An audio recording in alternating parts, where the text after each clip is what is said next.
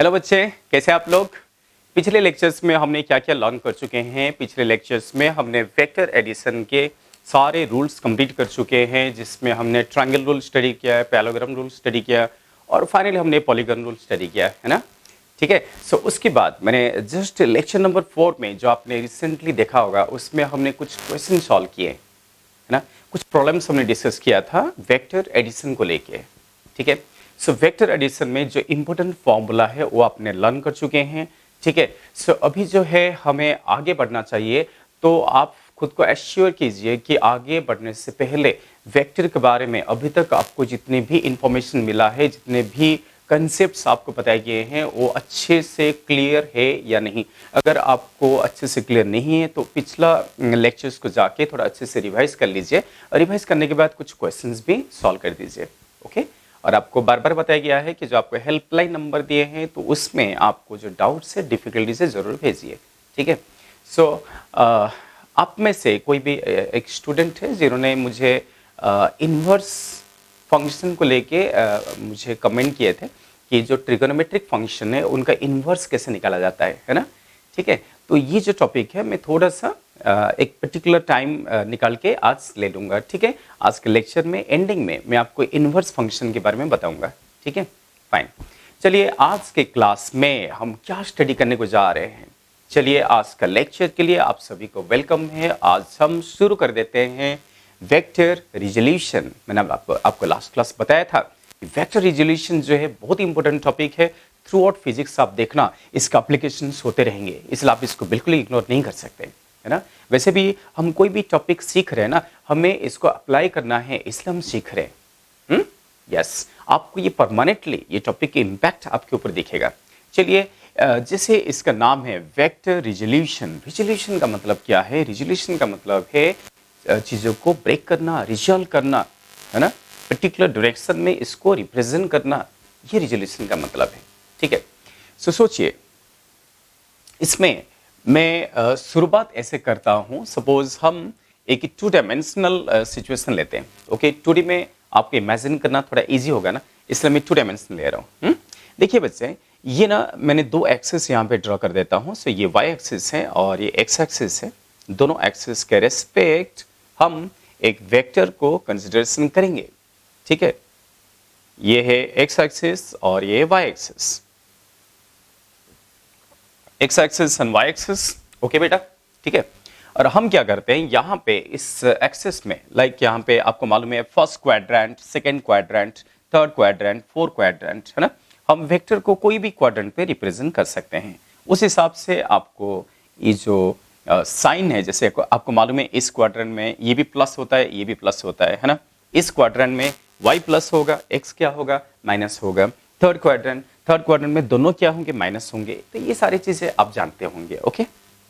चलिए, जो वेक्टर मैं लेना चाहता हूं, आखिरी में उस वेक्टर को ले लिया। सो आज के क्लास का शुरुआत में हम सबसे पहले एक वेक्टर को आपके सामने रिप्रेजेंट कर दिए हैं। So this is vector A.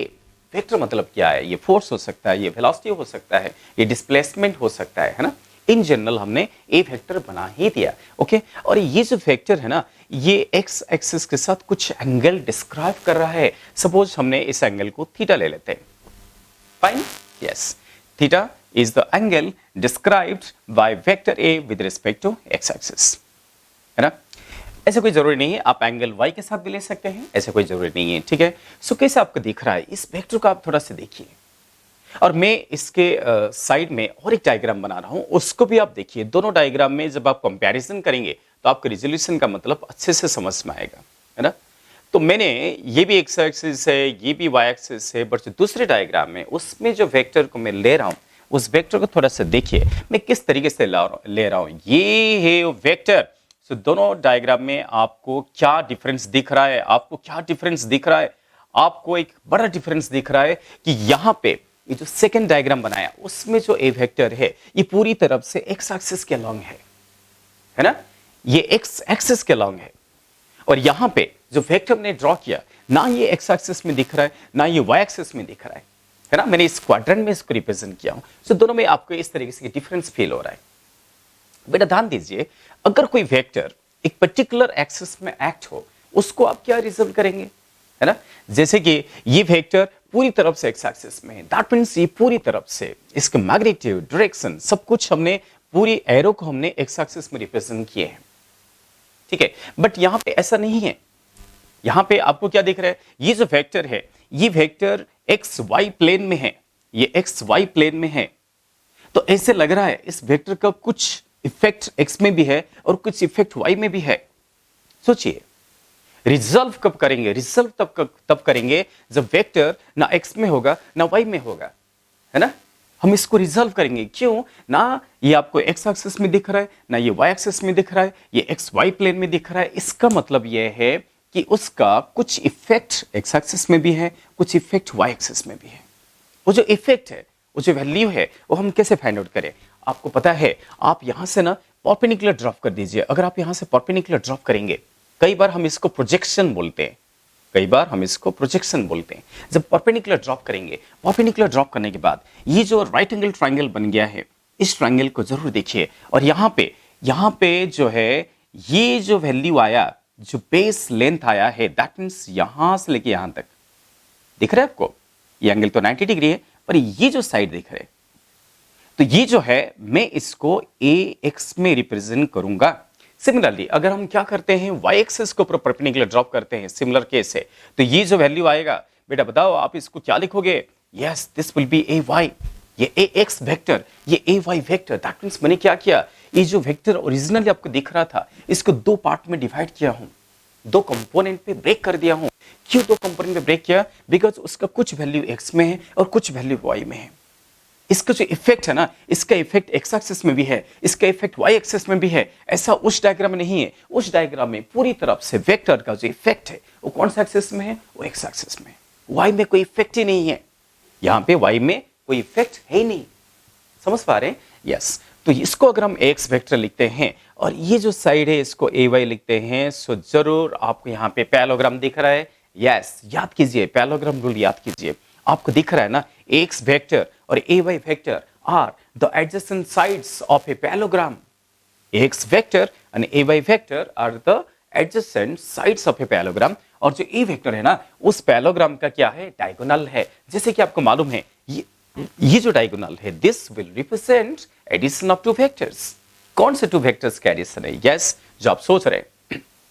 आप यहाँ पे पैरेललोग्राम लगा सकते हैं, आप यहाँ पे ट्रायंगल रूल लगा सकते हैं। तो ट्रायंगल लॉ, पैरेललोग्राम लॉ, कोई भी लॉ आप लगाइए, आपको एक्सप्रेशन तो वही मिलेगा। आपको एक्सप्रेशन क्या मिलेगा कि a vector is equal to a x vector plus क्या, a Y vector. Okay, so this is called as vector resolution.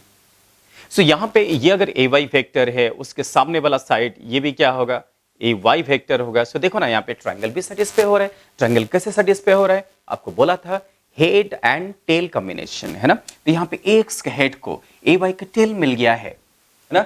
तो एक्स के हेड से ए वाई का टेल मिल गया है, तो एक्स वेक्टर और ए वाई वेक्टर क्या है, सेम ऑर्डर में है। कब से बोलते आ रहा हूं, तो एक्स और ए वाई सेम ऑर्डर में है और ए क्या है, रिवर्स ऑर्डर में है। तो उस एंगल से भी सोचिए, ट्रायंगल के भी हिसाब से सोचिए, तो आपको ए एक्सप्रेशन आएगा।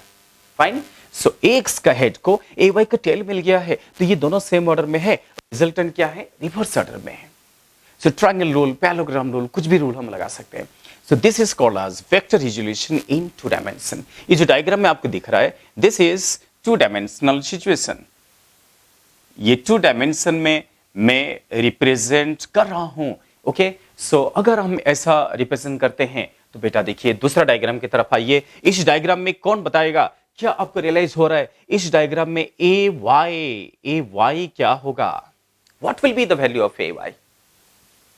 सोचिए, इस डायग्राम को देखो, ए वाई क्या होगा, सोचो ए वाई क्या होगा। यस बेटा, कुछ बच्चे सोच लिए हैं ए वाई 0 होगा। ए वाई 0 क्यों होगा, बताओ क्यों 0 होगा? क्योंकि पूरी तरफ से ये जो वेक्टर है ना, ये एक्स एक्सिस में एक्ट हो रहा है, इसका पूरा इफेक्ट एक्स एक्सिस में है। पूरी वेक्टर्स एक्स में है, तो वाई में है क्या, वाई में कुछ आपको इफेक्ट दिख रहा है? नहीं है। पूरी तरफ से वेक्टर एक्स में है ना, तो वाई में उसका कोई इफेक्ट ही नहीं होगा, उसका कोई कंपोनेंट ही नहीं होगा, उसका कोई वैल्यू नहीं होगा। समझ पा रहे? बिकॉज पूरी तरफ से ये वेक्टर एक्स एक्सिस में एक्ट हो रहा है। मैं ऐसा लिख सकता हूं कि जो एक्स है ना, एक्स है वो ए के बराबर है। दैट मीन्स ए वेक्टर का मैग्नीट्यूड के बराबर है। मैंने बोला था ये सिंबल का नाम क्या है, मॉडुलस आपको लास्ट क्लास बोला गया था, पिछले लेक्चर्स में बताया गया था। ये मॉडुलस का सिंबल है, इसको मॉड बोलते हैं। ए का मॉड मतलब इसको आप ऐसे भी लिख सकते हैं। ये सिंबल ऑपरेट होने से ये डायरेक्शन हट जाता है, सिर्फ वेक्टर का क्या आता है, मैग्नीट्यूड आता है। सो मैंने एक्स को पूरी तरफ से वेक्टर का मॉड बना दिया, बिकॉज ये जो वेक्टर है ना, ये पूरी तरफ से एक्स एक्सिस में, वाई एक्सिस में है नहीं। जो वाई एक्सिस में नहीं है उसका ए वाई क्या होगा, 0 होगा, है ना। यस उसी प्रकार से अगर मैं वेक्टर को ऐसे दिखाता, कैसे, अगर मैं वेक्टर को वाई एक्सिस के अलग रिप्रेजेंट करता, जैसे कि ये है एक्स एक्सिस, ये है वाई एक्सिस, और मैं वेक्टर को पूरी तरफ से वाई एक्सिस में दिखाया। सोचो जैसे कि ये है ए वेक्टर, आपको क्या दिख रहा है, दूसरे डायग्राम में आपको दिख रहा है कि ए वेक्टर पूरी तरफ से वाई में है। तो बेटा बताओ कि यहाँ पे ए एक्स कितना होगा, ये सब सही सोच रहे हैं, एक्स क्या होगा, 0 होगा, बिकॉज एक्स एक्सिस में वेक्टर है ही नहीं, है ना। एक्स एक्सिस में वेक्टर नहीं है, ये तो एक्स एक्सिस है, करेक्ट। तो पूरी तरफ से वेक्टर वाई एक्सिस में एक्स 0 है, इसका मतलब क्या, ए वाई को क्या लिख सकता हूं, यस अब सही समझ रहे हैं, ए वाई को मैं ए वेक्टर का मैग्नीट्यूड, दैट मींस ए लिखूंगा, बिकॉज पूरी तरफ से वेक्टर कौन सा एक्सिस में, वाई एक्सिस में। सो कंप्लीटली वेक्टर का इफेक्ट वाई में है, यहां कंप्लीटली वेक्टर का इफेक्ट एक्स में है, और यहां कंप्लीटली वेक्टर का इफेक्ट वाई में है, और यहां क्या है, यस कुछ इफेक्ट एक्स में है और कुछ इफेक्ट वाई में है। तभी तो हमने रिजोल्यूशन किया, तभी तो हम वेक्टर को स्प्लिट किया, कंपोनेंट पे हमने स्प्लिट किया। So this type of situation, okay, ये जो सिचुएशन है, this type of situation will comes number of times in physics. आपको इस प्रकार का सिचुएशन बार बार डील करना है। इसलिए देखिए और एक बार ध्यान दीजिए, ये क्या है, एक्स एक्सिस है, ये क्या है, एक्स एक्सिस है, ये क्या है, वाई एक्सिस है। ये तीनों डायग्राम में आप कंपैरिजन कीजिए, आपको बेटर समझेगा। ओके चलिए वापिस इस डायग्राम में आते हैं। एक्सप्लेनेशन अभी तक खत्म नहीं हुआ है, एक्सप्लेनेशन अभी भी है। क्या एक्सप्लेनेशन है, थोड़ा सा आपको उसके लिए रिकॉल करना पड़ेगा। याद कीजिए मैंने क्लास में आपको टाइप्स ऑफ वेक्टर पढ़ाया था। टाइप्स ऑफ वेक्टर में ऐसे एक टाइप ऑफ वेक्टर बताया था जो कि बहुत ही इंपॉर्टेंट था, जिसका नाम था यूनिट वेक्टर। क्या, यूनिट वेक्टर। यूनिट वेक्टर क्या रिप्रेजेंट करता है, यूनिट वेक्टर जो है ना, वो सिर्फ डायरेक्शन को रिप्रेजेंट करता है। उसका जो मॉड है, उसका जो मैग्नीट्यूड है, वो कितना होता है, 1 होता है। ये आपको बताया गया था। यस ओके बेटा बताओ कि जो एक्स एक्सिस है उसकी डायरेक्शन में हमने कौन सा यूनिट वेक्टर लिया था। यस आपके मन में आ गया है, उसका नाम क्या था, आई कैप। उसका नाम क्या था, i cap. So i cap is the unit vector along positive x axis. Similarly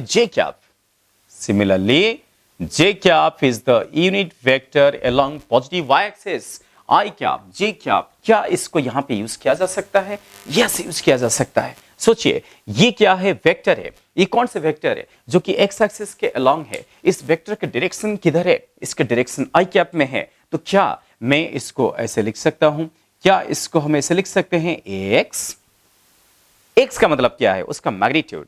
देखो इसमें डिफरेंस क्या है ना डिफरेंस। ये क्या है, पूरी तरफ से वेक्टर है, ये मैग्नीट्यूड और डायरेक्शन दोनों को रिप्रेजेंट कर रहा है। बट ये क्या रिप्रेजेंट कर रहा है, ये सिर्फ मैग्नीट्यूड को रिप्रेजेंट कर रहा है। इसलिए मैं इसको क्या लिखूंगा, ए एक्स, सिर्फ और सिर्फ मैग्नीट्यूड को रिप्रेजेंट कर रहा है। तो डायरेक्शन कैसा आएगा, यस डायरेक्शन के लिए तो है, आई कैप तो है। मैंने लास्ट क्लास में बोला था, याद कीजिए, क्या मैं इसको आई कैप से मल्टीप्लाई कर दूं, बिल्कुल बेटा ऐसा ही रिप्रेजेंट करना। ये है मैग्नीट्यूड, ये क्या है, डायरेक्शन, दोनों साथ में आगे हैं तो वेक्टर बन गया, है ना। वेक्टर का मतलब क्या है, मैग्नीट्यूड और डायरेक्शन।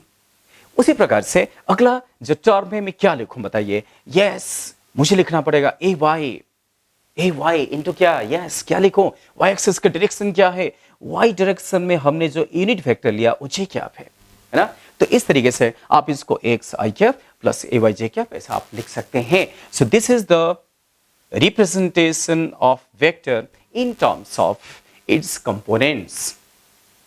ये क्या है, वेक्टर का जो ए वेक्टर है उसका रिप्रेजेंटेशन है उसके कंपोनेंट के टर्म में, या यूनिट वेक्टर को यूज करते हुए हमने कंपोनेंट को एक्सप्रेस किया। ओके सो ये जो रिप्रेजेंटेशन है ये भी बार बार आपको फिजिक्स में यूज करना पड़ेगा। सो इसको आप ध्यान में रखिए। सो इन टू डायमेंशन हम ए वेक्टर को क्या लिख सकते हैं, हम लिख सकते हैं ए x into I cap, A Y into J cap. A x क्या है, एक्स कंपोनेंट, ए वाई क्या है, वाई कंपोनेंट, ऐसा बोल सकते हैं। हाँ? इसको मैं लिख लूं, यस अगर आप बोलेंगे मैं लिख लूंगा। So what is X, X is called as what, X component of, है ना, X component of vector A, इसको मैं क्या लिखूंगा, A x vector. Okay, similarly A Y vector क्या है, ए वाई वेक्टर है y component of vector A. समझा, ये दोनों को कंपोनेंट बोला जाता है और ये कंपोनेंट का मैग्नीट्यूड, ये मैग्नीट्यूड ये डायरेक्शन, ये मैग्नीट्यूड ये डायरेक्शन समझ में आ गया। Yes, this is called as resolution of vector in 2 dimension. अभी फाइनली एक बात जो आपको यहां पे यूज करनी पड़ेगी वो भी मैं आपको बता देता हूं। सोचिए वो जो डायग्राम है, इसको मैं इरेज कर लूं, आप पॉज करके नोट कर लेना, इसको इरेज कर लेता हूं। देखो बेटा, क्या है कि उसी डायग्राम को मैं रिपीट करता हूं बिकॉज आपको और एक चीज मुझे समझाना पड़ेगा। जैसे कि अभी आपने देखा कि हम 2 डायमेंशन में y एक्सिस x एक्सिस लेके हमने इसको ब्रेक किया है ना, इसको रिजॉल्व किया।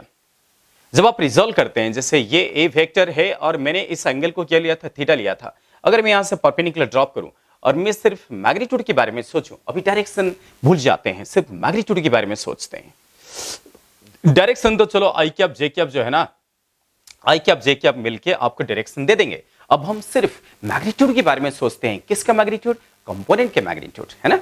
यस, तो अगर ये ए वेक्टर है तो ये जो साइड है, इस साइड को मैंने क्या बोला था, ये साइड का लेंथ को आप क्या बोलेंगे, यस एक्स। सिमिलरली ये साइड, इसका लेंथ को आप क्या बोलना, ए वाई। समझ पा रहे हो, ये इसका एक्स कंपोनेंट और ये इसका वाई कंपोनेंट। ये जो इस वेक्टर है ना, उसका इफेक्ट एक्स में है और उसका इफेक्ट किस में है, वाई में है। ये ए वाई है तो इसकी जो अपोजिट साइड है ये भी क्या होगा, ए वाई होगा और ये भी क्या होगा, एक्स होगा। देखिए ये पैरेललोग्राम है ना, ये सारे साइड का लेंथ मैं नहीं लिख रहा हूं और इसका लेंथ क्या है, ए है। तो थोड़ा देखिए, ये जो राइट एंगल ट्रायंगल बन गया है, इस राइट एंगल ट्रायंगल में cos थीटा कितना होगा, cos क्या होता है, adjacent by hypotenuse. Okay, so adjacent side is equal to ax, adjacent by hypotenuse is equal to a। मैं यहां पे a वेक्टर नहीं लिखूंगा, मैं सिर्फ मॉड लिख रहा हूं, सिर्फ लेंथ लिख रहा हूं, लेंथ। तो यहां से आपको x मिल गया है a cos theta, correct. Yes, similarly same triangle में sin थीटा कितना है बताइए, तो sin थीटा कितना आएगा, sin theta will be opposite by hypotenuse. Opposite A Y है और हाइपोटेन्यूज क्या है, ए है। तो यहां से ए वाई कितना मिलेगा, a y will be equals to a sin theta. समझ पा रहे हैं। यस, इसको भी बेटा ध्यान में रखना। इससे आपको क्या सीखने को मिला, आपको ये सीखने को मिला कि जो एंगल है उसका जो एडजेसेंट कंपोनेंट है वो हमेशा कॉस में एक्सप्रेस होगा। एंगल का एडजेसेंट साइड हमेशा कॉस में एक्सप्रेस होगा और कॉस में होना चाहिए बिकॉज कॉस का डेफिनेशन क्या है, एडजेसेंट बाय हाइपोटेन्यूज। इसलिए एडजेसेंट साइड को हम हमेशा कॉस में एक्सप्रेस करेंगे। दैट मींस अगर ये ए वेक्टर है, ये थीटा है और आप ए को स्प्लिट कर रहे हो, ए को दोनों में स्प्लिट कर रहे हो, तो आपको ए को क्या लिखना पड़ेगा, एक्स को लिखना पड़ेगा ए कॉस थीटा। खाली कॉस थीटा मत लिखना, ए कॉस थीटा, क्योंकि आप ए को स्प्लिट कर रहे हो ना। आपका हाइपोटेन्यूज कौन है, इस ट्रायंगल का हाइपोटेन्यूज ए है, इसलिए ये होगा ए कॉस थीटा। सिमिलरली जो अपोजिट साइड है, दैट मींस ये एंगल का एडजेसेंट है। एंगल का अपोजिट कौन है, ये है ना। ये एंगल का एडजेसेंट, ये एंगल का अपोजिट साइड किस में आ रहा है, साइन में आ रहा है और आना भी चाहिए बिकॉज साइन का मतलब क्या है, अपोजिट बाय हाइपोटेन्यूज, है ना। तो अपोजिट साइड हमेशा साइन में आएगा। ये बेटा इसको हमेशा ध्यान में रखिए। तो इसलिए ए वाई जो हमें क्या मिल रहा है, ए वाई का वैल्यू ए साइन थीटा, है ना। सो दैट मींस ये जो एक्स एक्सिस में जो वैल्यू है ना वो कॉस में आ रहा है और वाई एक्सिस में जो वैल्यू है ना ये साइन में आ रहा है, ए साइन थीटा। एक्स में क्यों कॉस में आ रहा है, बिकॉज एंगल हम एक्स के साथ लिया ना। अब जिसके साथ एंगल लोगे उस साइड तो हमेशा कॉस में आएगा। ओके बेटा, तो क्योंकि एंगल हम एक्स एक्सिस के साथ मेजरमेंट कर रहे हैं, थीटा एक्स के साथ है, इसलिए एक्स को मैं ए कॉस थीटा लिख रहा हूं और ए वाई को क्या लिख रहा हूं, ए साइन थीटा। ए वाई को लिख रहा हूं ए साइन थीटा। तो इसको आप ध्यान में रखिए, इसको हमेशा ध्यान में रखो। चलिए कोई बात नहीं, ये जो है इसको भी आप नोट डाउन कर लीजिए, आगे इसको हम यूज करने वाले हैं। तो अगर ए एक्स ए कॉस थीटा हो गया, ए वाई ए साइन थीटा हो गया, तो वापस इस फॉर्मूला में आएंगे तो हम उसको ना यहां पे पुट कर सकते हैं। तो फाइनली आप ए वेक्टर को क्या लिख सकते हैं, सो देयरफॉर ए वेक्टर को हम क्या लिख सकते हैं, therefore vector A will be equals to क्या था, एक्स आई क्या प्लस ए वाई जे क्या। आप इसको पुट कर सकते हैं। एक्स का मतलब क्या है, ए कॉस थीटा।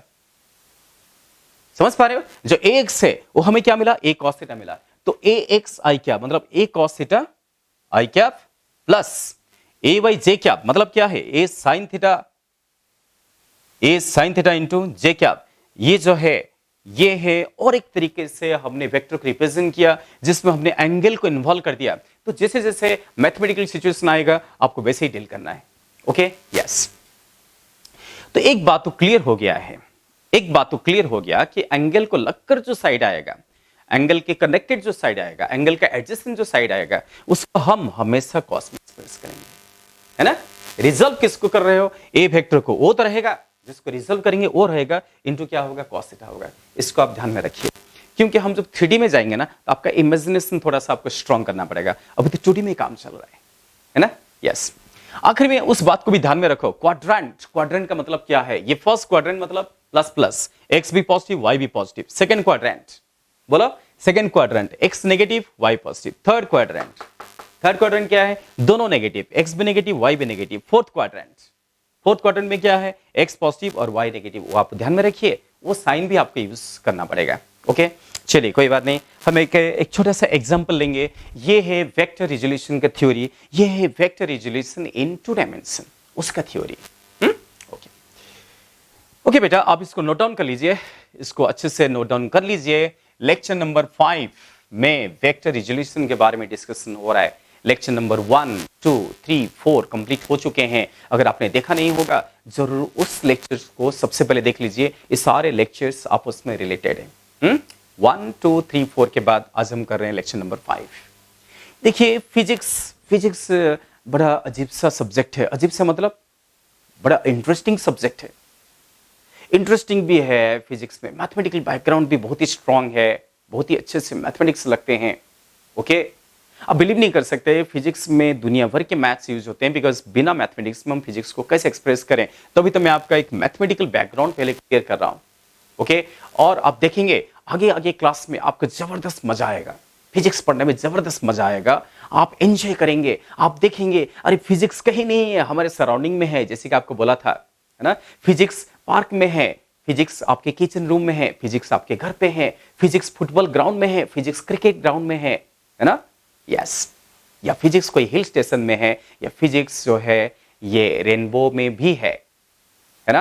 तो इस तरीके से फिजिक्स पढ़ने में बड़ा मजा आएगा आपको। सो धीरे धीरे करके सब्जेक्ट में एंटर करेंगे और आपको मजा आता जाएगा। आप प्रॉब्लम सॉल्व करेंगे। प्रॉब्लम सॉल्व करना भी एक एबिलिटीज है, उसको डेवलप करना पड़ता है। कई बार बच्चों को लगता है कि फिजिक्स क्या है, न्यूमेरिकल से वो है, ये है, ऐसा सोचते हैं। ये सोच दिमाग में से निकाल के फेंक दीजिए। ये जो सामने जो स्क्रीन है ना, उसको हटा दीजिए। बहुत ही ब्यूटीफुल सब्जेक्ट है, बहुत ही ब्यूटीफुल सब्जेक्ट है। जिसको मजा आ गया ना फिजिक्स पढ़ने में, तो उसको कोई रोक नहीं सकता, कितने भी हाई लेवल को जा सकता है। ओके खुद को इंटरनेशनली नेशनली फेमस कर सकता है ना। ये सब्जेक्ट बहुत ही अच्छा है, इसको इग्नोर मत कीजिए, इसमें मजा लीजिए सब्जेक्ट में, है ना। यस कोई बात नहीं, हम इसके थोड़ा एग्जांपल्स लेंगे। देखो बेटा, यहाँ पे ये था वेक्टर रिजोल्यूशन इन 2 डायमेंशन में। एक एग्जांपल लूंगा, और एग्जांपल जो है, ये एग्जांपल जो है मैंने ना एक सिचुएशन से उठा लिया हूं। सिचुएशन क्या है मालूम? यस मैंने अभी भी आपको बताया था कि फिजिक्स जो है वो पार्क में दिखने को मिलता है। सपोज एक दिन क्या हुआ कि आपके छोटा भाई को लेके आपने पार्क में चले गए। छोटा भाई को लेकर आपने पार्क में चले गए और छोटा भाई बोला कि मुझे उसमें चढ़ना है और स्लिप करना है। समझ पा रहे हैं? यस। तो छोटा भाई जो है ना, जो स्लाइडर था पार्क में, उसमें चढ़ गया हो, है ना, टुंग टुंग टुंग होके चढ़ गया है और उसमें स्लिप कर रहा है। वो वाला सिचुएशन लेते हैं। कौन है जो उसको स्लिप कर रहा है? ओके देखो बेटा, सो कैसे फिजिक्स में वेक्टर रिजोल्यूशन का इन्वॉल्वमेंट होता है। मैं फिजिकल एग्जांपल दूंगा, मैथमेटिकल एग्जांपल नहीं। देखिए बेटा, सो ये वही है। छोटा भाई आप जो है ना, छोटा भाई जो है पार्क में जाके चढ़ गया। ये देखो लैडर में चढ़ गया है, वो चढ़ गया और स्लिप करने लगा। ऐसा है। ओके तो जैसे ये बच्चा, ये जो है वो बच्चा यहाँ पे बैठा है, तो थोड़ा सा हमें सोचना चाहिए। हमें क्या सोचना चाहिए? वो कौन है जो उसको स्लिप कर रहा है? सोचना। फिजिक्स बोले तो खुद को सोचना, खुद को। दूसरे के बारे में भूल जाओ, खुद सोचो।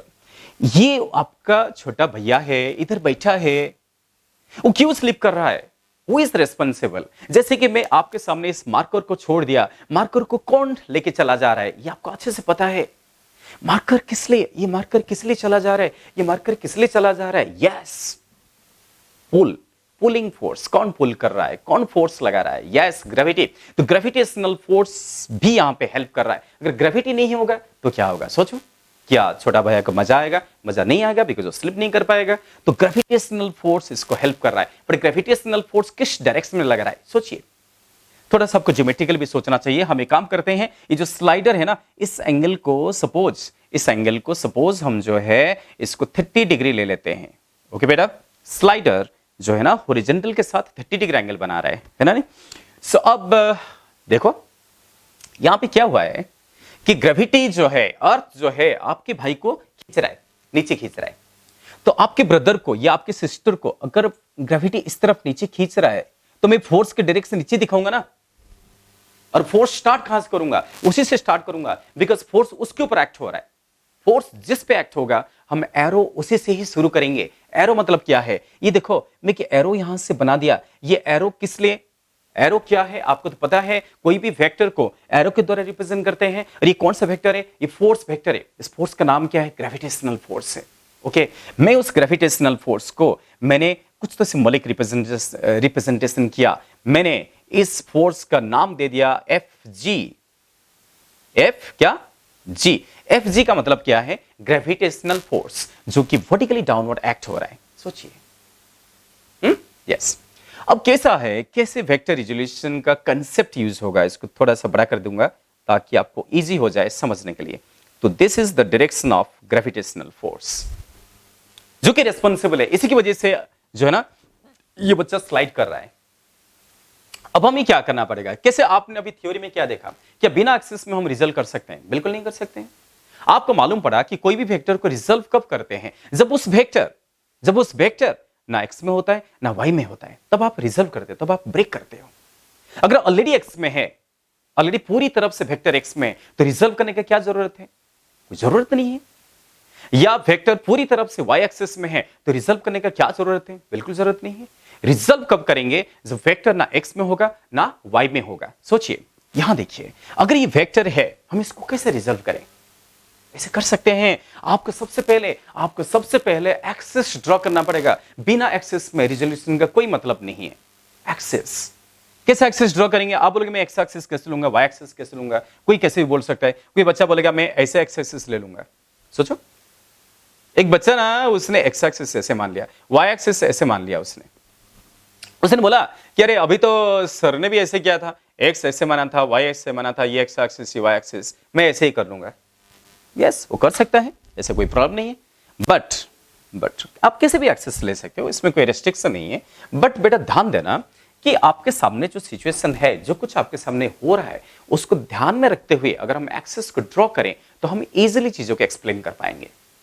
समझ पा रहे हैं? अरे ये दुनिया, ये नेचर बहुत ही कॉम्प्लेक्स है। ये नेचर बहुत ही कॉम्प्लेक्स है। हमको क्या दिखा रहेगा? अरे बच्चा स्लाइड कर गया, बट ऐसा नहीं है। इसमें भी कई सारी कॉम्प्लेक्सिटीज हैं। तो हमें एक्सेस ऐसे सिलेक्ट करना चाहिए ताकि हम इजीली चीजों को एक्सप्लेन कर पाए। हम रैंडमली एक्सेस बना देंगे तो हमें एक्सप्लेनेशन में डिफिकल्ट होगा, है ना? एक्सप्लेनेशन में डिफिकल्ट जाएगा। इससे बेटर है कि हम एक्सेस को सही ढंग से इंटरप्रेट करें। और बेटा बताइए, अगर आप ऐसा एक्सेस नहीं लेना चाहते हो तो ज्यादा बेटर कैसे होगा? एक्सेस लेने का? किस तरीके से एक्सेस लोगे तो आपको एक्सप्लेन करना ईजी होगा? सोच पा रहे हैं? यस, मैं बोल रहा हूं कि आप एक्सेस कैसे लेना चाहिए आपको। यस, कुछ बच्चों को शायद ध्यान में आ गया। बच्चों को ऐसे लग रहा है कि एक्सेस जो है ना ऐसे लेना बेटर रहेगा। क्या कुछ बच्चों को ऐसे लग रहा है कि ये एक एक्सेस ले लेना चाहिए जो कि अलोंग द इंक्लाइन प्लेन, ये जो इंक्लाइन प्लेन है, जो स्लाइडर है, स्लाइडर के अलोंग एक एक्सेस ले लेना चाहिए? लग रहा है कुछ बच्चों को। अगर एक एक्सेस स्लाइडर को पैरेलल है, दैट मींस अगर आपने इसको एक्स एक्सेस बना लिया, तो आपके वाई एक्सिस कैसे होगा? स्लाइडर को परपेंडिकुलर होगा। स्लाइडर का जो प्लेन है उस प्लेन को क्या होगा? परपेंडिकुलर होगा। यस, आप सही सोच रहे हैं। अगर एक्सिस ऐसे लें तो बेटर होगा। ये होगा वाई एक्सिस। देखो, एक्स एक्सिस और वाई एक्सिस। एक्स एक्सिस आपने ऐसे क्यों लिया? अब कोई बच्चा ये क्वेश्चन कर सकता है कि हमने एक्स एक्सिस ऐसे क्यों लिए? कुछ बच्चों को तो मालूम पड़ गया होगा कि ऐसे लेना बेटर होगा, है ना? यस। कुछ बच्चे सोच सकते हैं ऐसे क्यों लिया, ऐसे क्यों लेना चाहिए। सोचिए, अरे आपके जो भैया है ना वो ऐसे स्लिप कर रहा है ना, तो जिस डायरेक्शन में स्लिप कर रहा है उसके एक एक्सेस ले लेने से आपको फायदा क्या होगा? आप उसी एक्सेस में ही प्रॉब्लम्स को लेके चले जाएंगे। आप क्या बोलोगे कि मेरा भैया जो है ना वो एक्स एक्सेस में क्या कर रहा है? स्लाइड कर रहा है। बोलोगे ना कि मेरा भैया जो है ना वो एक्स एक्सेस में स्लाइड कर रहा है। वाई एक्सिस में स्लाइड नहीं कर रहा है, तो आपका रिप्रेजेंटेशन क्या होगा, इजी होगा, आपको काम करना इजी होगा।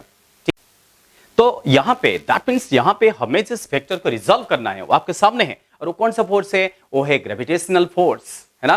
तो इस बॉडी पे शायद और भी कुछ फोर्स लग रहा है, यस, शायद और भी कुछ फोर्स लग रहा है। आप दिमाग लगाएंगे ना तो आपको ध्यान में आएगा। ध्यान में आ रहा है, यस। तो इस बॉडी पे आपके भैया जो है, आपके जो छोटा भाई है ना, वो हमारे लिए क्या बन गया, ऑब्जेक्ट। साइंस लैंग्वेज में हम क्या बोलेंगे, आपकी जो छोटा भाई है ना, वो हमारे लिए क्या बन गया, ऑब्जेक्ट बन गया, हमारे लिए सिस्टम बन गया। वो हमारे लिए सिस्टम है और हम उस सिस्टम को एनालाइज कर रहे हैं, है ना। हम जिस पे न्यूटन्स लॉस लगाते हैं, जिसको एनालिसिस करते हैं, वो हमारे लिए सिस्टम है। तो सिस्टम कौन है, आपका छोटा भाई है। उस पे कौन सा फोर्स लग रहा है, ग्रेविटेशनल फोर्स लग रहा है। क्या ग्रेविटेशनल फोर्स के अलावा और कोई फोर्स एक्ट हो रहा है, उसको छोड़ के क्या आपके भाई के ऊपर और कोई फोर्स एक्ट हो रहा है, हो रहा है? सोचिए, जरूर सोचिए आप। हाँ? आज मेरा काम क्या है, वेक्टर को रिजल्व करना, पर आपको सोचना चाहिए क्या आपके भाई के ऊपर ये ग्रेविटेशनल फोर्स को छोड़ के और कोई फोर्स भी एक्ट हो रहा है, ये आप सोचना, ठीक है। और मुझे आप बताना, मुझे आप व्हाट्सअप करना कि इस बॉडी पे, आपके भाई पे ग्रेविटेशनल फोर्स को छोड़ के और कौन सा फोर्स एक्ट हो रहा है, ये आप मुझे व्हाट्सएप पे बता देना। ओके, चलिए, कोई बात नहीं। सो सोचिए, ये है ग्रेविटेशनल फोर्स, हम इसको रिजल्व करना चाहते हैं, हम रिजल्व भी करेंगे। क्यों ना, ये फोर्स ना एक्स एक्सिस में है ना वाई एक्सिस में है, क्या नहीं है। तो हम कैसे रिजल्व करें, कैसे रिजल्व करें? रिजल्व करने के लिए हमें और एक चीज का रिक्वायरमेंट है, और वो क्या है, यस, वो है एंगल। आपने देखा नहीं, अभी हम क्या कर रहे थे, देखा नहीं कि ए कॉस थीटा, ए साइन थीटा, ऐसे कर रहे थे हम। सोचिए, है ना, वही काम हमें यहां पे करना पड़ेगा। कॉस किस तरफ ले रहे थे, जिस तरफ एंगल था उस तरफ कॉस ले रहे थे। ए कॉस थीटा क्यों, ए साइन थीटा क्यों, क्योंकि ए को ब्रेक कर रहे हो ना। अब जिस वेक्टर को ब्रेक कर रहे हो उसको भी साथ में लेना पड़ेगा। चलिए, कोई बात नहीं। सो यहां पे एंगल जो है 30 डिग्री है। देखिए, अगर ये एंगल 30 है, ये अगर 30 है, तो ये कितना है, यस 90 है। 30 90, थोड़ा ट्रायंगल को देखो। हाँ, ये आपके स्कूल वाला काम है, ये स्कूल वाला काम है, आराम से आप समझ सकते हैं। ये है ग्रेविटेशनल फोर्स, थोड़ा छोटा लिख रहा हूं। सो देखो 30, ये 30 है, ये कितना है, ये कितना है 90, तो ये कितना होगा 60, ये 60 है, तो ये कितना होगा 30। ज्योमेट्री समझ में आया, यस। 30 90 60 30, समझ पा रहे हो, 30 90 60 30, तो ये एंगल कितना होगा, 30 होगा, होगा, यस। अगर ये 30 है, हम इसको ना ब्रेक करेंगे। किसको ब्रेक करेंगे, ग्रेविटेशनल फोर्स को ब्रेक करेंगे। इस वेक्टर को आप जो ब्रेक करोगे तो किस तरफ क्या कंपोनेंट आएगा, एक कंपोनेंट वाई एक्सिस में आएगा और एक कंपोनेंट एक्स एक्सिस में आएगा ना, यस। कैसे बनेगा यह ट्रायंगल, कैसे बनेगा, पैरेललोग्राम कैसे बनेगा, आप आराम से बना सकते हैं।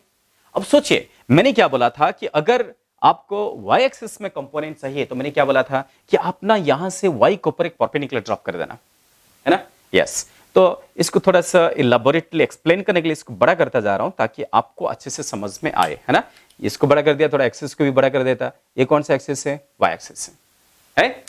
तो मैंने बोला था कि ये अगर आपका वेक्टर है, तो यहां से परपेंडिकुलर ड्रॉप कीजिए। ये देखो, ऐसा परपेंडिकुलर ड्रॉप करना, ड्रॉप करने से क्या होगा, ये जो साइड आएगा, परपेंडिकुलर ड्रॉप करने से ये जो साइड आएगा, ये जो साइड आएगा, कौन सा, ये वाला साइड, ये वाला साइड क्या रिप्रेजेंट करेगा, कौन सा कंपोनेंट, वाई कंपोनेंट, यस। ये होगा ग्रेविटेशनल फोर्स का कौन सा कंपोनेंट, वाई कंपोनेंट, है ना, यस। सिमिलरली हम क्या करेंगे, जैसे हमने y एक्सिस में परपेंडिकुलर ड्रॉप किया, सिमिलरली हम क्या करेंगे, x एक्सिस में परपेंडिकुलर ड्रॉप करेंगे। तो x एक्सिस में देखो, मैं परपेंडिकुलर ड्रॉप कर रहा हूं, ये परपेंडिकुलर में x एक्सिस में ड्रॉप कर रहा हूं। देखो, वेक्टर रिजोल्यूशन एक मैथमेटिकल टॉपिक है, बट वो फिजिक्स को किस तरीके से हेल्प कर रहा है, फिजिक्स में एक्सप्लेनेशन में कैसे हेल्प कर रहा है। क्या आपके यहाँ पे पैरेललोग्राम दिख रहा है, यस, हमें पैरेललोग्राम दिख रहा है, और ये पैरेललोग्राम में अच्छे ढंग से बना दिया हूं। सो देखिए, जैसे कि मैंने y एक्सिस में परपेंडिकुलर ड्रॉप किया, तो फोर्स का y कंपोनेंट आ गया। कौन सा फोर्स का, ग्रेविटेशनल फोर्स का y कंपोनेंट, है ना।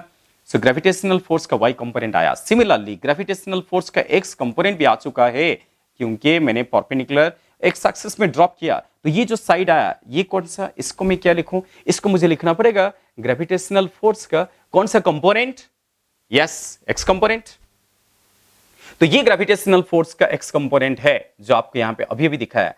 ये ग्रेविटेशनल फोर्स का एक्स कंपोनेंट है, ये ग्रेविटेशनल फोर्स का वाई कंपोनेंट है, ये ग्रेविटेशनल फोर्स है जो कि पैरेललोग्राम का क्या है, डायगोनल। तो वेक्टर रिजोल्यूशन काम में आएगा नहीं? यस, काम में आया। क्या हो रहा है देखो, ग्रेविटेशनल फोर्स का वाई कंपोनेंट, ग्रेविटेशनल फोर्स का एक्स कंपोनेंट, दैट मींस ये जो वेक्टर था, आप ये टिप को देखिए, ये वेक्टर था ना, ये जो वेक्टर था जो वर्टिकली डाउनवर्ड एक्ट हो रहा है, बिकॉज अर्थ कैसे खींचेगा, अर्थ इसको वर्टिकली डाउनवर्ड खींचेगा। ये जो फोर्स है इसको हमने कैसे ब्रेक किया, एक कंपोनेंट वाई एक्सिस में, ये हमारा क्या है, वाई एक्सिस है ना, तो एक कंपोनेंट वाई एक्सिस के लंग और एक कंपोनेंट एक्स एक्सिस के लंग, इसे रिजल्ट करना। सो आप ऑलरेडी वेक्टर रिजोल्यूशन समझ पा रहे हो, और क्या आप उस साइड लेंथ निकाल सकते हो, ये 30 डिग्री कैसे आया, ये तो पहले से बता दिया था मैं आपको, सो दैट आप इसको एक्सप्लेन कर चुके हैं कैसा वेक्टर रिजोल्यूशन होता है। आप एक एक साइड निकाल सकते हो। राइट एंगल ट्रायंगल दिख रहा है नहीं? सो बोलिए, यहां पे राइट एंगल ट्रायंगल में cos थीटा, थीटा बोले तो क्या, थीटा मींस क्या, 30 डिग्री है ना।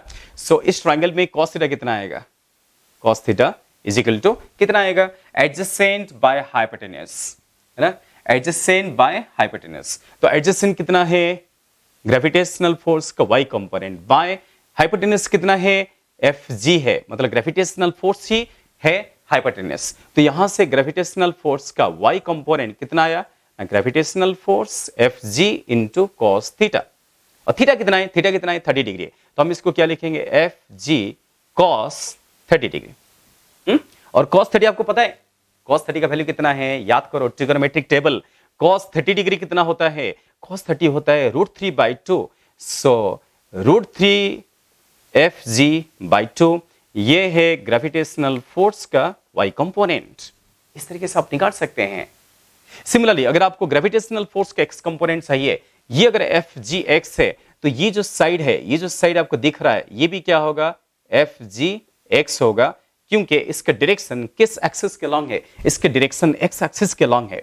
समझ पा रहे हैं? इसलिए इस ट्रायंगल में फिर हम क्या करेंगे, जैसे cos थीटा लिया, वैसा ही अगर हम sin थीटा लें, sin थीटा क्या होता है, अपोजिट बाय हाइपोटेन्यूज। ट्रायंगल दिख रहा है राइट एंगल ट्रायंगल, तो अपोजिट साइड कौन सा है, Fg का x कंपोनेंट बाय Fg। तो यहां से Fg का x कंपोनेंट कितना आएगा, Fg sin थीटा, और Fg sin थीटा कितना है, 30 डिग्री। काम ऐसे करना पड़ता है ना। तो sin 30 कितना होता है, हाफ होता है ना, sin 30 हाफ होता है, तो ये कितना मिल गया, Fg/2 मिल गया। तो ये है ग्रेविटेशनल फोर्स का x कंपोनेंट जो यहां पे आपको चाहिए था, ग्रेविटेशनल फोर्स का x कंपोनेंट जो कि Fg/2 है, और ग्रेविटेशनल फोर्स का y कंपोनेंट जो कि √3 Fg/2 है। इस तरीके से आप रिजल्ट कर सकते हैं। समझ पा रहे हैं? तो एक चीज आपने देखा होगा कि जो y कंपोनेंट है उसको हम क्या लिख रहे हैं, Fg cos 30, जो x कंपोनेंट है उसको क्या लिख रहे हैं, Fg sin 30 लिख रहे हैं। अब आप ध्यान दीजिए, मैंने थोड़ी देर पहले बोला था कि एंगल का एडजेसेंट को क्या लिखना, cos लिखना। एंगल का एडजेसेंट को cos हमेशा आएगा, है ना, और एंगल का अपोजिट किस में आएगा, साइन में आएगा। उस बात को ना हमेशा ध्यान में रखिए। इसका लॉजिक है, लॉजिक क्या है कि cos का डेफिनेशन ही लॉजिक है, साइन का डेफिनेशन ही लॉजिक है। cos क्या होता है, एडजेसेंट बाय हाइपोटेन्यूज, साइन क्या होता है, अपोजिट बाय हाइपोटेन्यूज। तभी तो हम बोल रहे हैं ना, ये कोई रटने वाले फैक्टर नहीं है ना। सो यहाँ पे क्या है, यहाँ पे जो एंगल हमने लिया, जो थीटा लिया, जैसे कि 30 क्या है, 30 डिग्री जो है वही तो थीटा है ना। जो थीटा आपने लिया, थीटा कौन सा एक्सिस के साथ लिया बताओ। ये जो एंगल है जिसको हम थीटा लिख रहे हैं, जिसका वैल्यू 30 डिग्री है, ये कौन सा एक्सिस के साथ है, ये y एक्सिस के साथ है। क्योंकि थीटा y के साथ है, इसलिए आपको y कंपोनेंट में cos दिख रहा है। नहीं तो बच्चे ना रट लेते हैं, बच्चे रट कर क्या बोलते हैं, कभी कभी बच्चे ना मुझे अजीब अजीब सवाल पूछते हैं, अजीब अजीब क्वेश्चन पूछते हैं। अजीब क्वेश्चन क्या है, थोड़ा देखो। वो ना मुझे पूछते हैं कि सर आपने अभी अभी जब कराया था, आपने क्या किया था, ये अगर x एक्सिस है, ये y एक्सिस है, आपने एक वेक्टर लिया था, ए वेक्टर लिया था, इस एंगल को थीटा लिया था, इसको ब्रेक किया था। बेटा समझ में आ रहे, थोड़ा छोटा छोटा दिखता होगा, बट दोबारा बना रहा हो ना, देखो आप। तो बच्चा मुझे पूछता कि जो ये जो साइड है ना, आपने इसको ए एक्स को क्या लिखा था, एक्स को लिखा था ए कॉस थीटा। बच्चा ये बोलता है कि आपने एक्स एक्सिस में कॉस थीटा लिया था, एक्स एक्सिस को कॉस थीटा लिया था, अब आप वाई एक्सिस को क्यों कॉस थीटा ले रहे हैं, क्योंकि यहाँ पे अभी मिल गया ना, देखो Fg कितना मिला, Fg cos theta. So that means हमें ये क्या मिला, ये मिला Fg cos 30, या हमें Fg cos 30 मिला, है ना। और ये क्या मिला, ये मिला ये Fg sin 30। तो ये cos मिला, ये sin मिला, दैट मींस हमें अभी y में cos मिल रहा है और x में sin मिल रहा है। बच्चे क्या बोलते हैं, आपने तो एक्स में कॉस लिखा था। अरे ये एक्स वाई का सवाल नहीं है, ये सवाल है एंगल किसके साथ है। बात को अच्छे से ध्यान रखिए। अरे यहां एंगल जो है एक्स के साथ लिया था मैंने, यहां थीटा एक्स के साथ लिया था और यहां पे थीटा वाई के साथ लिया हूं। देखा नहीं क्या आपने, एंगल जो है मैंने वाई के साथ लिया हूं। मैं जिसके साथ एंगल लूंगा वो होगा एडजेसेंट और उसको हमेशा कॉस में लिखना पड़ेगा। कंफ्यूज मत होना। तो यहां पे एंगल एक्स के साथ था इसलिए मैं इसको ए कॉस थीटा लिखा था और इसको क्या लिखा था, ए साइन थीटा। जो ए वाई है इसको हम क्या लिख रहे थे, ए साइन थीटा। क्यों, क्योंकि वो अपोजिट साइड है, अपोजिट को साइन में एक्सप्रेस कर रहे थे। तो ए वाई क्या था, ए साइन थीटा और एक्स क्या है, ए कॉस थीटा है, बिकॉज एंगल एक्स के साथ है। तो आपको वाइजली ना वो देख लेना पड़ेगा कि आप एंगल किसके साथ ले रहे हैं, वाइजली सोचना पड़ेगा। तो वाइजली आपने क्या देखा कि एंगल हमने वाई के साथ लिया इसलिए आपने वाई को कॉस बना दिया और एक्स को साइन बना दिया, ठीक है नहीं। बहुत ही सिंपल बात है। सो जिस तरफ एंगल है उस तरफ कॉस और दूसरी तरफ क्या है, साइन। इस बात को बस माइंड में फिक्स कर लो। Okay, yes.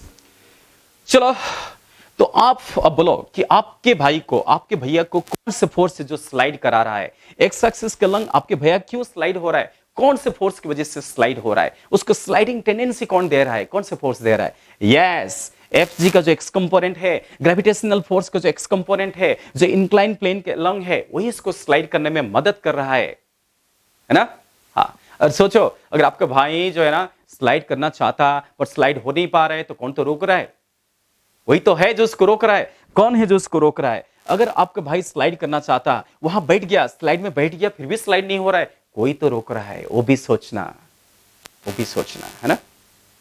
कभी कभी ऐसा होता है कि हम स्लाइडर पे जाके बैठ गए पर हम स्लाइड नहीं हो रहे।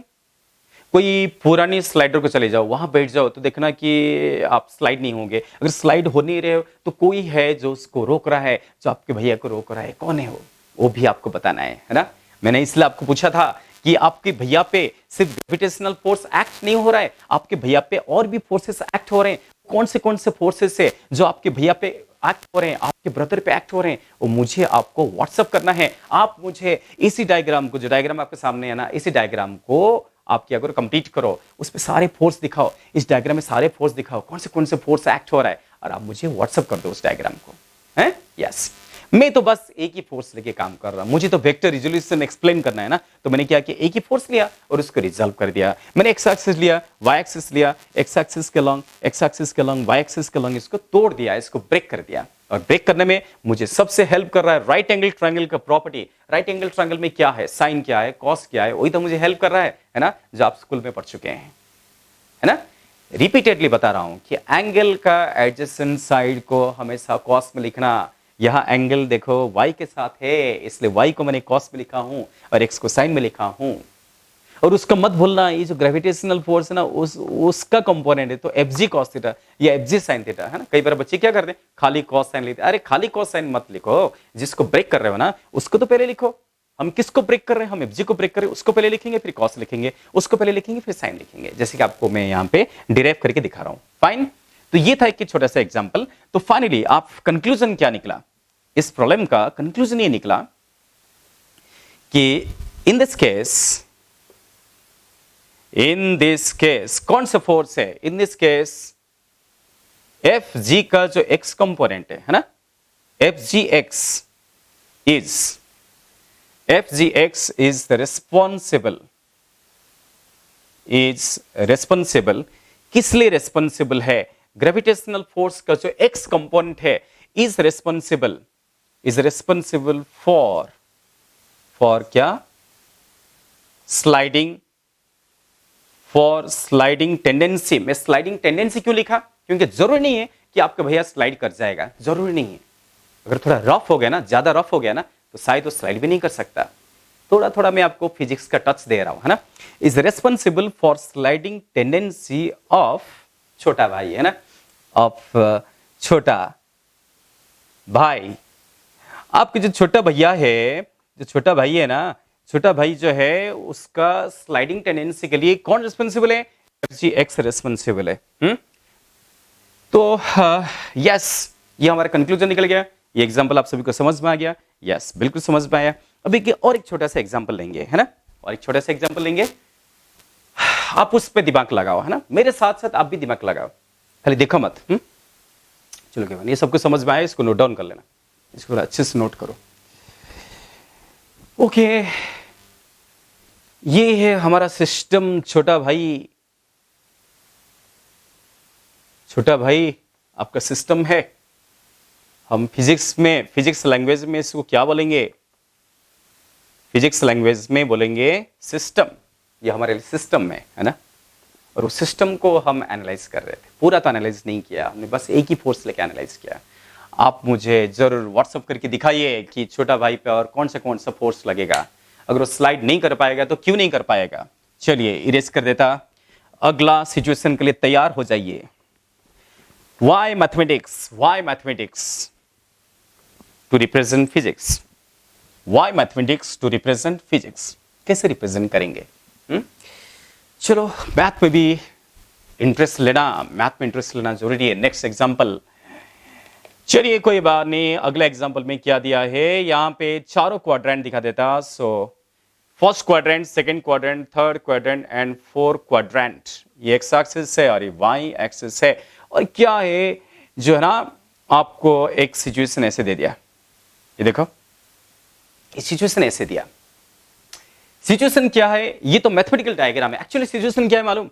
ये देखो, एक बच्चा जो है वो छत के ऊपर खड़ा है। बच्चा जो है ना, ये छत पे खड़ा हुआ है। ये बिल्डिंग पे छत पे खड़ा होके एक बॉल को फेंका। उसके जो फ्रेंड है, ये देखो, उसके फ्रेंड इधर खड़ा हुआ है, उसको बॉल कैच करने का है ना। सो आप ना इधर से बॉल को फेंक रहे हो। फिजिक्स में ऐसे सिचुएशन आएंगे ना, कोई बॉल फेंक रहा है, कोई क्रिकेट बॉल आया तो बैट को घुमा रहा है, कोई फुटबॉल को किक कर रहा है। ऐसा फिजिक्स में ऐसे क्वेश्चंस आएंगे। जो आपने बचपन में जितना भी खेल खेला होगा, बचपन में आपने कितने सारे खेल खेले हो, देखो वो सारे के सारे आपके सामने फिजिक्स के प्रॉब्लम्स बन जाएंगे, है ना। यस, वही खेल खेल में फिजिक्स है, आपको पहले से बताया था। तो एक आपका ब्रदर जो है इधर, सपोज आपके छोटा भाई इधर है, आप ऊपर हो और आपने इसको फेंका। आप इसको ना बॉल फेंका उसके तरफ, कुछ स्पीड से आपने फेंक दिया। कितना स्पीड से फेंका? सपोज आपने 10 मीटर पर सेकेंड, इतना स्पीड से आपने बॉल को फेंका, है ना। सो 10 मीटर पर सेकेंड क्या है? आप सोचिए, मीटर पर सेकेंड बोल रहा हूं, ये तो वेलोसिटी है, स्पीड है। इसको स्पीड को मैं भी में रिप्रेजेंट किया। तो स्पीड और वेलोसिटी में डिफरेंस क्या है? यस, वेलोसिटी वेक्टर और स्पीड क्या है? स्केलर। तो हम क्योंकि पर्टिकुलर डायरेक्शन में फेंक रहे हैं, तो हम यहां पे वेलोसिटी डिफाइन कर सकते हैं। हम 10 मीटर पर सेकेंड प्लस ये डायरेक्शन मिला देंगे तो क्या बनेगा? वेक्टर। उस वेक्टर का नाम क्या है? उस वेक्टर का नाम क्या है? उसका ही नाम है वेलोसिटी वेक्टर। करेक्ट। कैसे हमने पार्क में फोर्स वेक्टर को स्प्लिट किया, वैसे अभी हम क्या करने वाले हैं? वेलोसिटी वेक्टर को स्प्लिट करने वाले हैं। सो वेलोसिटी ये है, तो वेलोसिटी वेक्टर जो है, वो जो वेलोसिटी वेक्टर में डिफाइन करना चाहता हूं, उसका मॉड, दैट मींस उसका मैग्नीट्यूड मैं क्या लिखूंगा? बी लिखूंगा। और उसके वैल्यू आपको कितना दिया है? 10 मीटर पर सेकेंड दिया है ना। यस। तो क्वेश्चन क्या है कि हमें इस वेक्टर को कैसे रिप्रेजेंट करना है? How to represent velocity vector. आप वेलोसिटी वेक्टर को कैसे रिप्रेजेंट करें, ये आपके लिए क्वेश्चन है। अगर ये सवाल आपके सामने है तो बेटा थोड़ा सोचो। आप, मैं कुछ करने से पहले आप सोच लो। सोचो आप क्या करोगे? आपको जो ऑप्शन दिया है ना, ऑप्शन में आपको आई कैप, जे कैप, इसके टर्म में आपको ऑप्शन दिया है। आप कैसे सॉल्व करेंगे? क्या आप कर पाओगे? यस। टॉपिक क्या चल रहा है? वेक्टर रिजोल्यूशन चल रहा है ना, तो रिजल्ट तो करना पड़ेगा ना। यस, मैं एक चीज दिया नहीं हूं अभी तक, समझ पाया? क्या नहीं दिया हूं मैं? एंगल नहीं दिया। बिना एंगल में आप कैसे स्प्लिट करेंगे? चलो कोई बात नहीं, मैं अभी क्या करूंगा, एंगल आपको दे देता हूं।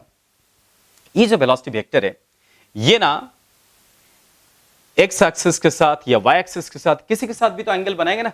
सपोज हमने एक्स एक्सिस के साथ यहां पे 30 डिग्री एंगल ले लिया। फॉर एग्जांपल ये 30 डिग्री एंगल बनाया, किसके साथ? एक्स के साथ। बार बार बता रहा हूं कि एंगल जिस तरफ है उस तरफ कौन सा कंपोनेंट आएगा? उस तरफ आएगा कॉस कंपोनेंट। जिस साइड एंगल है, एंगल का एडजस्टेंट क्या आएगा? कॉस थीटा आएगा। चलो, अगर आप इसको रिजल्ट करना चाहते हो तो आपको क्या करना पड़ेगा? आपको पहले से बताया कि आप क्या कीजिए, परपेंडिकुलर ड्रॉप कीजिए। वेक्टर का टिप से परपेंडिकुलर ड्रॉप करो। वाई एक्सिस में परपेंडिकुलर ड्रॉप करेंगे, एक्स एक्सिस में परपेंडिकुलर ड्रॉप करेंगे। परपेंडिकुलर ड्रॉप करने के बाद ये जो साइड आएगा, ये दो साइड आएंगे ना, परपेंडिकुलर जहां पे इंटरसेक्ट करेंगे वहां तक जो साइड आएगा, आप इसको क्या लिखोगे? आप इसको लिखना वेलोसिटी अलोंग वाई एक्सिस। इसको क्या लिखना? Velocity along x axis. That means हम जो ओरिजिनली जो वेलोसिटी वेक्टर था उसको स्प्लिट कर दिए, उसको रिजॉल्व कर दिए, एक्स और वाई में रिजॉल्व किए हैं। अगर ये आई कैप है तो बेटा बताओ ये क्या होगा, यस सही सोच रहे हो, माइनस आई कैप, और ये क्या होगा माइनस जे कैप। तभी तो आप इस क्वाड्रेंट को माइनस माइनस बोल रहे हो ना, जानबूझ के आपको वेक्टर को उस क्वाड्रेंट में दिया गया है ना। क्वाड्रेंट का भी इंपॉर्टेंस है, क्वाड्रेंट देख के बता सकते हो कि आपको साइन क्या लेना है ना। अब आपको समझ में आ गया होगा। चलिए बच्चे बताओ मैं क्या करूं। अब वी एक्स और वी वाई दोनों वेक्टर आपको दिख रहा है ना, नहीं इनका मोड क्या है, इनका लेंथ ढूंढ लेते हैं। साइन तो हम डायरेक्शन को देख के दे देंगे है ना, यस हम पहले ना उनका लेंथ कितना है वो ढूंढ लेते हैं। वो तो आपको मालूम है, अभी बताया कितने बार मैं आपको बता रहा हूं। अगर आपको वी एक्स का मोड निकालना है, सो क्या वी एक्स का मोड को हम v cos 30 डिग्री लिख सकते हैं? यस बिल्कुल लिखेंगे। vx का मॉड को हम क्या लिखेंगे, v cos 30, बिकॉज एंगल का एडजेसेंट साइड है। मैं फिर डिराइव नहीं करूंगा, दो बार ऑलरेडी कर दिया ना। सो एंगल का एडजेसेंट क्या आएगा, cos आएगा, दूसरा क्या आएगा, sin आएगा। और v कितना दिया है 10 मीटर पर सेकंड, इसको पुट कर लेते हैं। सो 10 इंटू cos 30 कितना है, √3/2, 2 10 कट गया है, सो 5√3। देखो बेटा 5√3 क्या है, 5√3 है इस वेक्टर का इफेक्ट, इस वेक्टर का कंपोनेंट, इस वेक्टर का इन्फ्लुएंस किस एक्सिस में, नेगेटिव एक्स एक्सिस में। सिमिलरली आपको वी चाहिए, तो वी वाई का मॉड आप कैसे लिखेंगे, वी वाई का मॉड क्या होगा, एक कॉस हुआ तो दूसरा क्या होगा, साइन होगा। एंगल जिस तरफ है उस तरफ कॉस, दूसरी क्या है sine. Yes so B sine 30, sine 30 half होता है ना। सो 10 इंटू हाफ कितना आ गया 5। दैट मीन्स वो जो वेक्टर आपको दिख रहा है उस वेक्टर का कंपोनेंट, उस वेक्टर का इन्फ्लुएंस, उस वेक्टर का इफेक्ट वाई एक्सिस का कितना है 5 है। तो वंस आपको दोनों का मॉड मिल गया, दोनों का मैग्नीट्यूड मिल गया, तो आप डायरेक्शन के साथ लिख सकते हैं। ये डायरेक्शन माइनस है क्या, भी डायरेक्शन माइनस आई क्या, ये तो मैं मैग्नीट्यूड लिख रहा था। मॉड जो है ना वो कभी नेगेटिव नहीं होगा, मैग्नीट्यूड हमेशा क्या होगा, पॉजिटिव होगा, याद रखो है। यस तो इसलिए फाइनली इस क्वेश्चन का आंसर आ गया है। इस क्वेश्चन का आंसर क्या होगा ना, वी वेक्टर को हम क्या लिख सकते हैं, क्या लिख सकते हैं, वी एक्स। वी एक्स क्या है, वी एक्स का मॉड क्या है वी एक्स, वी वाई का मॉड क्या है वी वाई। मैं ऐसा भी लिख सकता हूं, ऐसा भी लिख सकता हूं। मैं आपको पहले से बताया था कि ये सिंबल लगने से ये एरो हेड हट जाता है, खाली वैल्यू आता। Okay so V X into I cap लिखूं या माइनस आई कैप लिखूं, minus I cap, V X into minus I cap plus V Y into minus J cap. Okay ऐसा लिख सकता हूं या नहीं, यस ऐसा लिख सकता हूं। ये दोनों माइनस में, बिकॉज क्वाड्रेंट कौन सा थर्ड है। तो इसलिए फाइनल आपको इस क्वेश्चन का आंसर क्या मिला, आंसर इस क्वेश्चन का मिला है -5√3 आई कैप -5 जे कैप। ये है वी वेक्टर का मॉडुलस, वी वेक्टर का मॉड। यस तो इसको जो है ध्यान में रखिए। तो इस तरीके से आपको कोई भी क्वाड्रेंट में कोई भी एक वेक्टर दिया है, आप इसको रिजॉल्व कर सकते हैं। दैट मींस आप जो है जिस बॉल को फेंके हैं है ना, वो जो बॉल है ना, आप यहां पे भी दिखा सकते हो। ये जो ना वेलोसिटी वेक्टर है, इसका मॉड कितना दिया है 10 दिया है?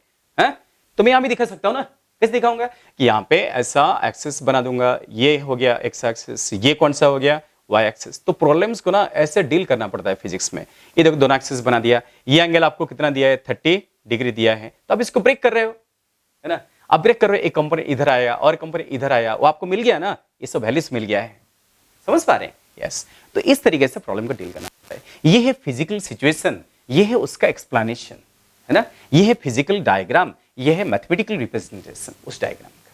करेक्ट चलेगा। अगर आपको समझ में आ गया है तो अच्छी बात है, अगर आपको समझ में नहीं आया तो और भी अच्छी बात है, बिकॉज आपने समझने को कोशिश किया। यस अगर नहीं आया तो जरूर मुझे आप बताइए, मुझे फोन कीजिए और व्हाट्सएप कर दीजिए अगर आपको समझ में नहीं आ रहा है, ठीक है ना। चलिए कोई बात नहीं। और ऐसे ही है, जब आप प्रॉब्लम सॉल्व करते हो, प्रॉब्लम सॉल्व करते टाइम या तो होगा या तो नहीं होगा। अगर हो गया तो अच्छी बात है, अगर नहीं हो गया तो और भी अच्छी बात है, क्योंकि आपने कोशिश किए हैं। नहीं हुआ तो कोई बात नहीं है, आप इसको ना इंटरेक्ट कीजिए। नहीं हुआ ना, नहीं हुआ तो कोई बात नहीं है, पर उसको छोड़िए मत। अगर प्रॉब्लम हुआ नहीं तो आपको उसको सॉल्व करके ही रहना पड़ेगा, आपको हेल्प लेना पड़ेगा। आप आपके फ्रेंड्स के हेल्प ले सकते हैं, मेरा हेल्प ले सकते हैं, टीचर्स की हेल्प ले सकते हैं, कोई प्रॉब्लम नहीं, ठीक है।